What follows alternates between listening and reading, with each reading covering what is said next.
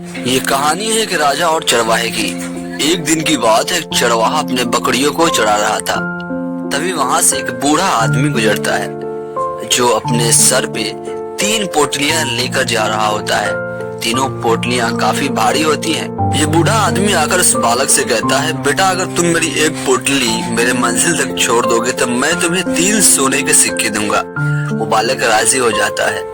कुछ दूर चलने के बाद बाबा के सामने एक पहाड़ नजर आता है। बाबा को उस पहाड़ को पार करके जाना होता है। तभी बाबा उस बालक से कहते हैं, बेटा अगर मेरी दूसरी पोटली भी तुम ले लोगे तो मैं तुम्हें 3 सोने के सिक्के और दूंगा। बालक इस तरह से राजी हो जाता है। बालक आगे की तरफ चलते हुए बार बार पीछे पलट कर देखता है। बाबा भी उस बालक को घूर रहे होते हैं। तभी बालक से रहा नहीं जाता और कहते हैं, बाबा आप मुझे चोर ना समझे, मैं बहुत ही ईमानदार लड़का हूँ। कुछ दिन पहले ही मैं ईमानदारी की वजह से अपने काम से निकाला गया हूँ। मेरा मालिक मुझसे कह रहा था कि तुम दूध में पानी मिलाओ और उसे मार्केट में बेच आओ।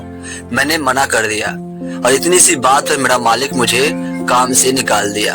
तभी कुछ दूर चलने के बाद सामने तालाब आता है जिसे बाबा को पार करके जाना होता है।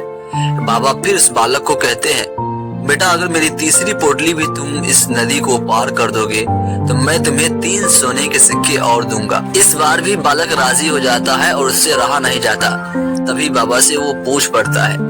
बालक के पूछे जाने पे बाबा जवाब देते हैं कि बेटा एक में सोने का सिक्का, दूसरे में चांदी और तीसरे में तांबे का सिक्का है। कुछ दूर चलने के बाद तालाब करीब आ जाता है। बाबा पीछे पीछे चल रहे होते हैं। वो बालक उस नदी को पार कर रहा होता है। तभी बाबा कहते हैं, बेटा मैं बूढ़ा व्यक्ति हूँ, मैं आहिस्ता आहिस्ता इसे पार करता हूँ, जब तक तुम उस पार जाकर मेरा इंतजार करो। बालक जैसे उस नदी को पार करता है उसके मन में शैतान आ जाता है और सोचता है क्यों नहीं सोने से भरे पोटली को लेकर गायब हो जाऊं और इस तरह से मैं तो धनी बन जाऊंगा।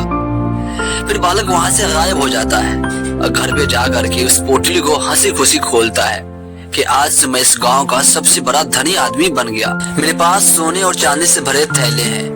बालक जैसे उन तीनों थैलियों को खोलता है उसमें से पत्थर निकलते हैं और साथ में एक कागज होता है जिस पे लिखा होता है, बालक मैंने तेरे बारे में सुना था कि तुम इस गांव के सबसे अच्छे और ईमानदार बालक हो, इसलिए मैं तुम्हारा इम्तिहान ले रहा था। मैं तो इस देश का राजा हूँ जो अपने लिए उत्तराधिकारी ढूंढ रहा था। मेरे पास कोई औलाद नहीं है। मैं चाहता था कि तुम इस देश के राजा बनो, लेकिन तुमने पूरी जिंदगी की ईमानदारी को एक पल में खत्म कर दिया। तुमने अगर मेरे साथ बेईमानी नहीं की होती तो कल के तुम राजा होते। बालक पत्र को पढ़ते ही फूट फूट कर रोने लगता है और पछतावे के अलावा उसके हाथ कुछ नहीं लगता।